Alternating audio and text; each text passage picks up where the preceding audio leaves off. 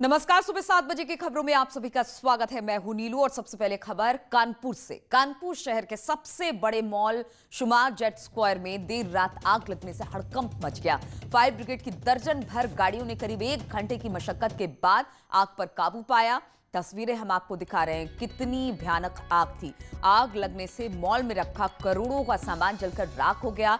आग लगने की वजह शॉर्ट सर्किट मानी जा रही है। तो इस मॉल में सामान थे और जब ये आग लगे तो कहा जा रहा है कि करोड़ों का सामान जलकर खाक हो गया। करीब 1 घंटा लगा। फायर ब्रिगेड की गाड़ियां वहां पर पहुंच गई थी, लेकिन करीब 1 घंटे तक आग पर काबू पाने में काफी मशक्कत फायर ब्रिगेड के कर्मियों को करनी पड़ी।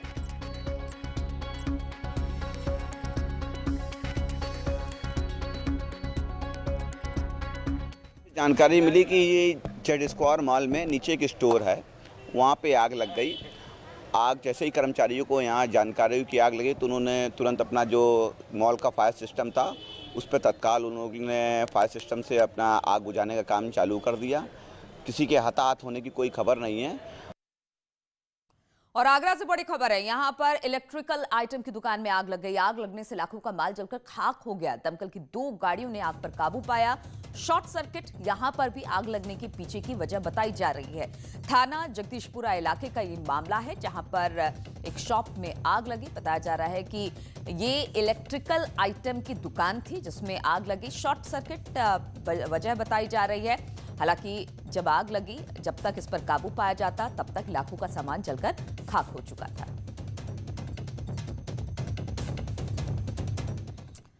और आगरा में पुलिस और बदमाशों के बीच मुठभेड़ हुई है और इस मुठभेड़ में एक बदमाश को गोली लगी है। गिरफ्तार किए गए बदमाशों के कब्जे से लूट की 26 लाख की रकम बरामद की गई है। दरअसल थाना कमला नगर इलाके में 26 अगस्त को ललित नाम का एक कारोबारी लूट के बाद उसकी हत्या कर दी गई थी और कारोबारी से 40 लाख रुपए की रकम भी लूट कर बदमाश फरार हो गए थे, जिसके बाद से पुलिस कारोबारी की हत्या और लूट के खुलासे में जुटी हुई थी।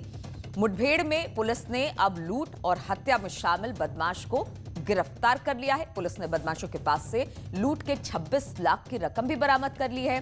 फिलहाल पुलिस ने घायल बदमाश को इलाज के लिए अस्पताल में भेज दिया है।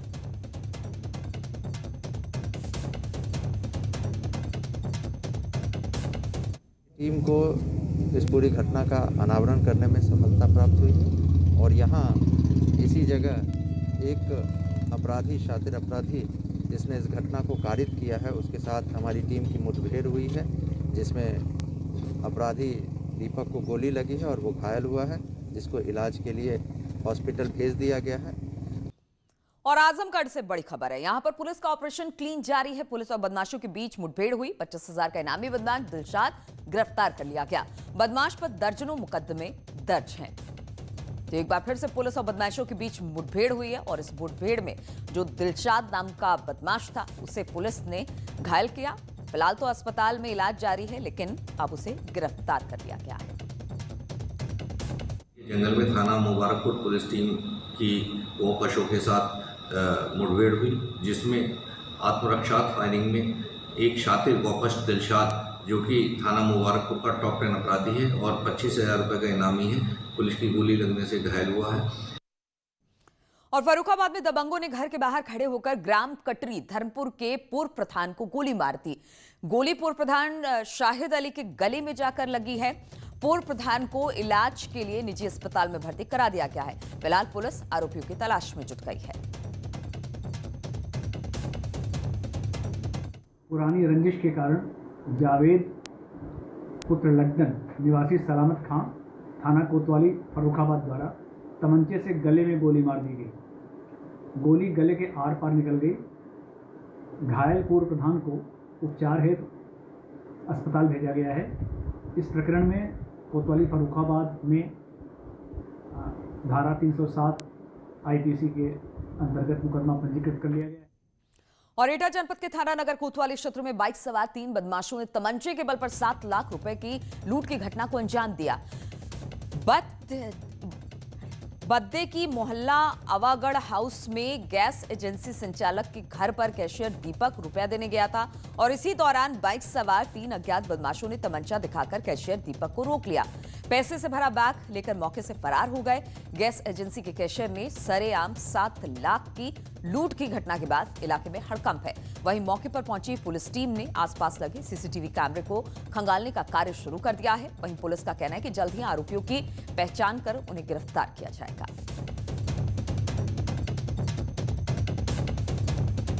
फौजी गैस एजेंसी है, वहाँ का स्टाफ 2 लड़के मोटरसाइकिल पे यहाँ गैस लेके मालिक के घर पे पहुँचे हैं। 8:15 बजे के आसपास उनके पहुँचते ही पीछे से मोटरसाइकिल पे 3 लड़के आए हैं और उनसे फिर छीना झपटी करके उनका बैग लेके यहाँ से चले गए हैं। और हरदोई से बिलग्राम कोतवाली इलाके में पुरानी रंजिश के चलते 4 लोगों ने एक युवक को धारदार हथियार और लाठी डंडों से जमकर पीटा। मौके से फरार हो गए पीटने के बाद इस युवक को। वहीं इस घटना की सूचना मिलने के बाद मौके पर पहुंची पुलिस ने घायल युवक को इलाज के लिए जिला अस्पताल में भर्ती करा दिया, जहां इलाज के दौरान युवक की मौत हो गई। फिलहाल पुलिस ने इस मामले में FIR दर्ज कर कार्रवाई शुरू कर दी है।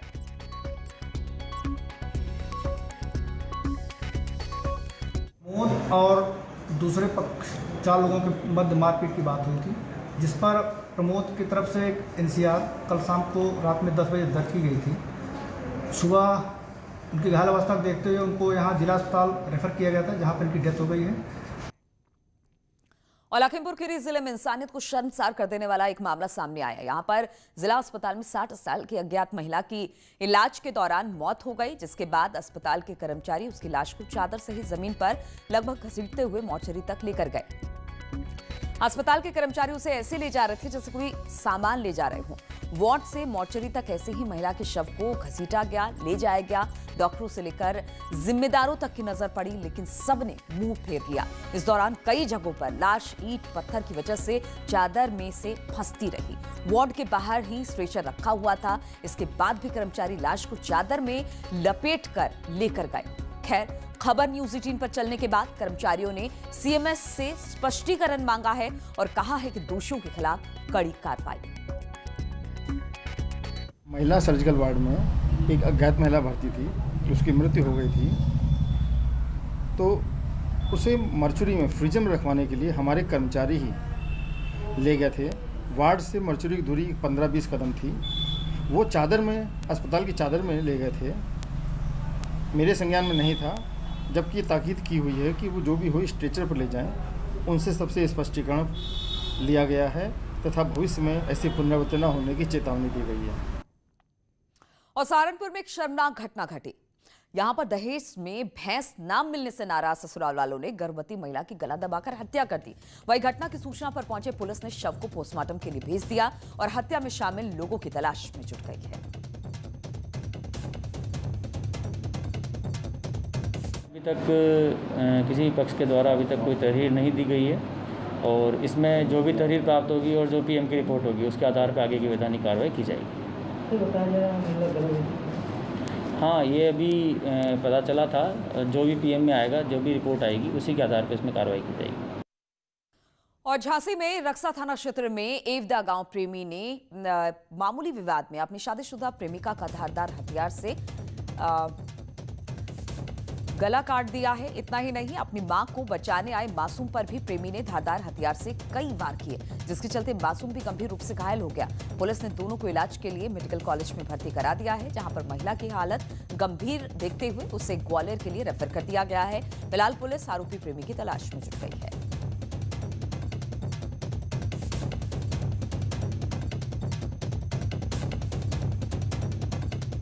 के द्वारा एक महिला और उसके बच्चे के धारदार हथियार से हमला कर दिया गया। इस सूचना पर तत्काल पुलिस द्वारा मौके पर पहुंच करके मजरूबों को उपचार हेतु जिला चिकित्सालय झांसी भेजा गया, जहां से उन्हें हायर सेंटर रेफर कर दिया गया। दोनों खतरे से बाहर हैं।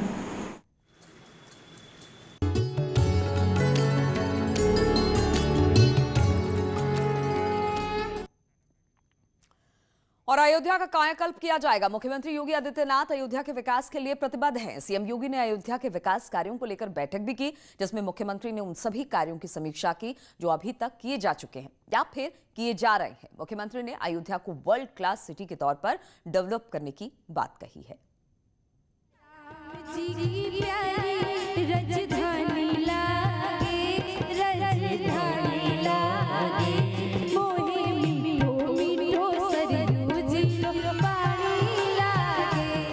अवधपुरी को समृद्धशाली नगरी के रूप में भौतिक विकास की दिशा से सांस्कृतिक परंपरा को क्षुण्ण बनाए रखते हुए आगे बढ़ाने के संकल्प के लिए हम सब प्रतिबद्ध हैं।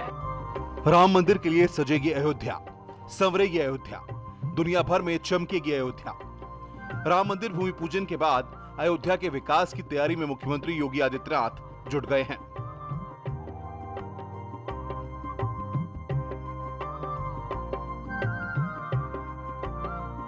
मंदिर निर्माण पूर्ण होने के पहले ही अयोध्या को वैश्विक स्तर के शहर के रूप में विकसित करने की तैयारी में है योगी आदित्यनाथ।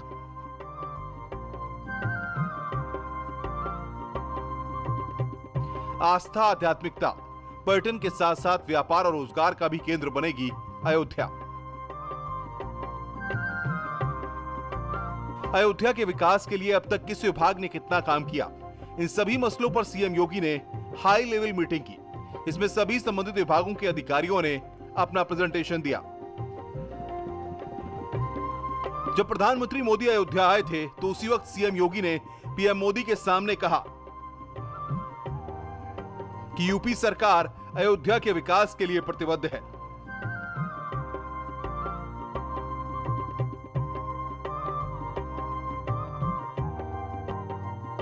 अवधपुरी को दुनिया के सबसे वैभवशाली और सबसे समृद्धशाली नगरी के रूप में भौतिक विकास की दिशा से सांस्कृतिक परंपरा को क्षुण्ण बनाए रखते हुए आगे बढ़ाने के संकल्प के लिए हम सब प्रतिबद्ध हैं। अब योगी आदित्यनाथ अपने उस वादे को पूरा करने के लिए लगे हुए हैं। अयोध्या को टूरिस्ट हब के रूप में भी विकसित करने की तैयारियां की जा रही हैं।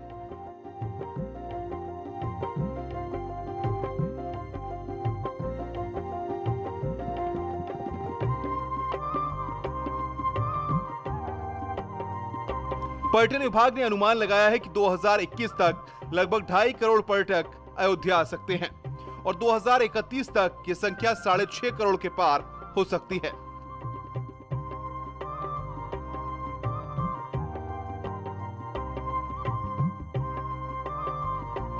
अब जब इतने पर्यटक अयोध्या आएंगे तो उनके लिए सुविधाएं भी उपलब्ध करवानी होंगी। इसकी तैयारी भी शुरू हो चुकी है। कुछ जगहों पर काम भी पूरा हो चुका है।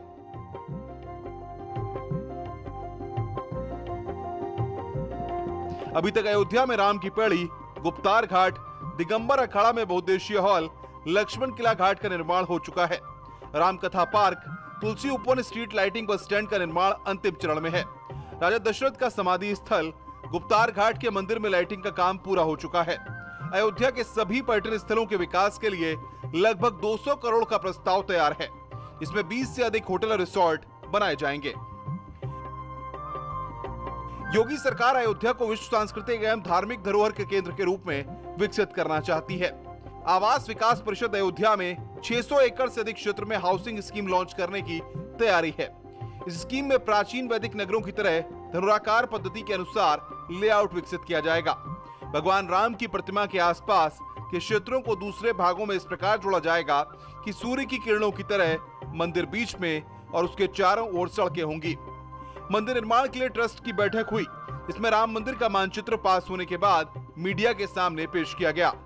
अयोध्या विकास प्राधिकरण कार्यालय में राम जन्मभूमि तीर्थ क्षेत्र ट्रस्ट के महासचिव चंपत राय ने कहा कि अब सब कुछ हो चुका है, काम तेजी से किया जाएगा ताकि समय पर निर्माण कार्य पूरा हो सके। मंदिर का मानचित्र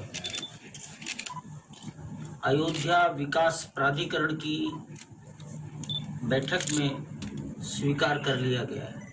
प्रथम तल में रामलला विराजमान होंगे और दूसरे तल में राम दरबार होगा। तीसरे तल पर ये जो 5 गुम्बद होंगे और शिखर भी उस पर होगा। केबी शुक्ला, न्यूज़ 18 अयोध्या। अलीगढ़ विकास प्राधिकरण में तैनात एक जूनियर इंजीनियर का रिश्वत लेने का वीडियो वायरल हो रहा है। अलीगढ़ विकास प्राधिकरण यानी एडीए में तैनात एक जूनियर इंजीनियर का रिश्वत लेने का वीडियो वायरल हो रहा है। मोबाइल से बनाए गए इस वीडियो में जेई दूधनाथ वर्मा अपने दफ्तर में 1.5 लाख रुपए की रिश्वत लेते हुए दिखाई दे रहे हैं। बताया जा रहा है कि जो व्यक्ति जेई को पैसे दे रहा है वो प्राधिकरण के उपाध्यक्ष मनमोहन चौधरी का ड्राइवर है। वीडियो वायरल होने के बाद प्राधिकरण के उपाध्यक्ष मनमोहन चौधरी ने अपने ड्राइवर और जेई को पद से हटा दिया और दोनों के खिलाफ विभागीय जाँच के लिए टीम बना दी। टीम रिश्वत लेने वाले वीडियो की जांच के बाद 1 हफ्ते में अपनी रिपोर्ट देगी। जो प्रकरण है ये हमें हमारी संज्ञान में रात में आया था, तो इसमें मैंने OSD जो PCS अधिकारी हैं उनको जांच अधिकारी बना दिया हूँ। 1 सप्ताह में उनसे रिपोर्ट मांगा हूँ और जो संबंधित हमारे अवर अभियंता से संपूर्ण काम हटा लिया गया है, कार्य से विरत कर दिया गया है और ड्राइवर को हटा करके कार्यालय अटैच कर दिया गया।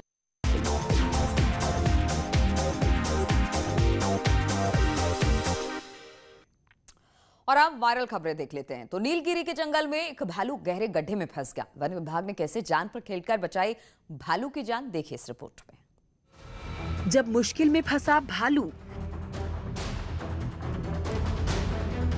गड्ढे में चारों ओर दौड़ता भालू, कैसे बचेगी भालू की जान? इन तस्वीरों को जरा ध्यान से देखिए।